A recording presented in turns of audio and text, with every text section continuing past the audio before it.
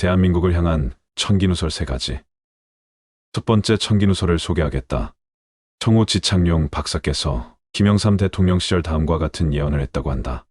다음 대는 가장 존경받는 대통령이 나올 것이며 그 후 혜성같이 나타나 대통령이 될 것이고 인격으로 매우 뛰어나나 가장 불쌍한 대통령이 나올 것이며 한 사람에 쫓겨나는 대통령이 나올 것이며 그 다음 성군이 나와 나라를 부강케 하고 나라를 우뚝 서게 할 것이다.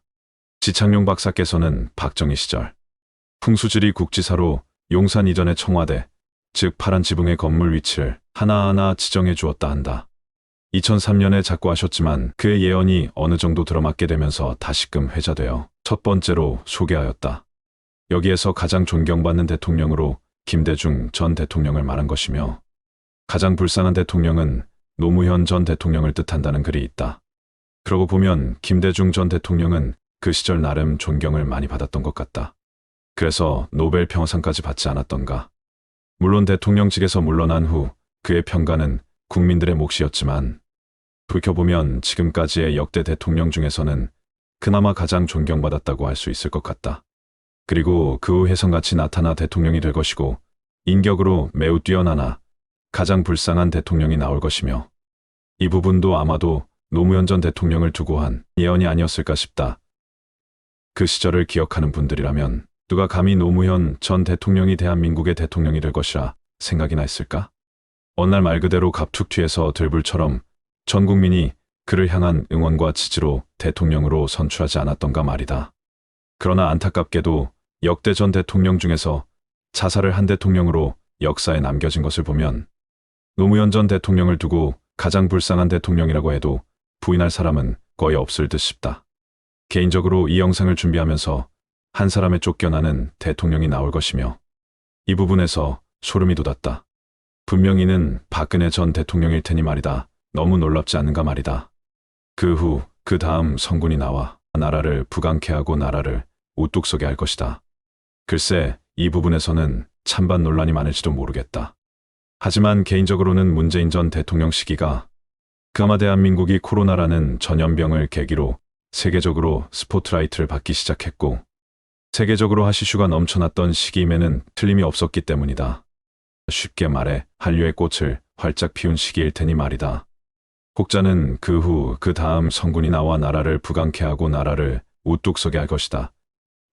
이 부분을 두고 통일 한국을 말한다는 해석도 있다. 즉 통일을 이루는 대통령이 나타나고 그 시기를 두고 한 예언이라고 한다. 두 번째, 청기누설을 소개하겠다. 월악산 영봉 위로 달이 뜨고 달빛이 물에 비치고 나면 30년쯤 후에 여자 임금이 나타난다. 여자 임금이 나오고 3년에서 4년 있다가 통일이 된다.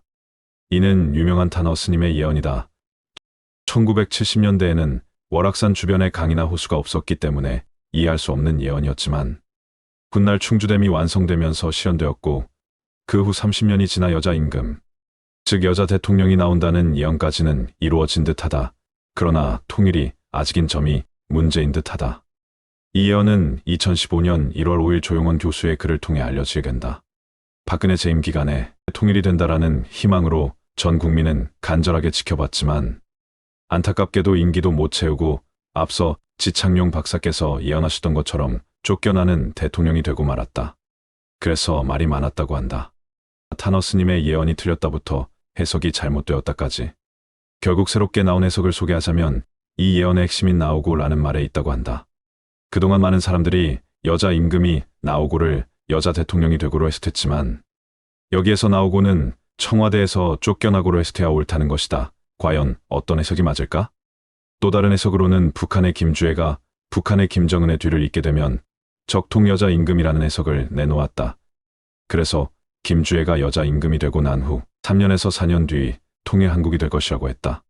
글쎄다 이 역시 어찌 보면 명확하게 날짜를 알려주지 않은 탄어 스님 탓을 해야 할까? 코에 걸면 코걸이식 해석들이 난무하니 무엇을 믿어야 할지는 모르겠지만 어서 빨리 통일이 이루어졌으면 좋겠다는 바람을 가져본다. 마지막으로 세 번째, 청기누설을 소개하겠다. 일제강점기 때부터 전해지는 참원 중에 6677에 해방되고 3344에 통일된다는 말이 있다고 한다. 나 역시 처음 듣는 예언인지라 많이 낯설고 생소하지만 검색하다 보게 된 예언이니 소개해보겠다. 이 예언은 나라를 빼앗긴 1910년을 기준으로 30년째가 되는 1945년 8월 15일 해방이 되면서 앞부분이 이루어졌다고 해석했다.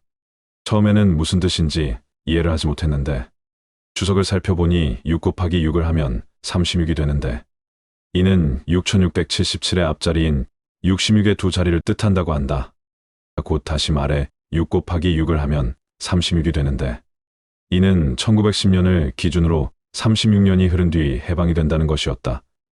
그리고 6677에서 뒷자리 77은 1945년 8월 15일이 해방되는 날인데 이는 음력으로 7월 7일이라고 한다. 살짝 어거지 아닌가? 라는 생각도 들지만 1910년도에 예언을 했다고 하니 속는 셈 치고 나머지 3344에 대하여 마저 소개하도록 하겠다. 여기에서 3344의 뜻을 해석하자면 앞에 숫자 3 더하기 3은 6이다. 뒤에 숫자 역시 4 더하기 4는 8이란다. 고로 두 자리 숫자를 합하면 68이 되는데 여기에서 해석이 중요하다. 남북이 완전히 분단된 날은 휴전협정이 이루어진 1953년 7월 27일이다.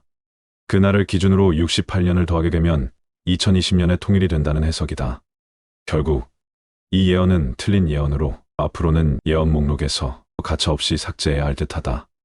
이렇게 하여 대한민국에 대한 예언 3가지를 알아보았다. 물론 마지막 예언이 틀렸다고 하여 너무 낙담하거나 예언은 다 뻥이라며 손가락질하기보다는 날짜에 대한 해석이 틀릴 뿐 조만간 통일이 될 것이라는 희망을 가졌으면 좋겠다. 나 역시 다양한 미스테리를 소개하는 입장에서 이왕이면 딱딱 맞아들어가는 예언만 소개해드리고 싶지만 현실이라는 것이 내 마음처럼 쉽지는 않은 듯하다. 그래도 아직은 소개할 수많은 영상들을 위하여 좀 더 노력해야겠다는 생각을 하며 이만 영상을 마치고자 한다.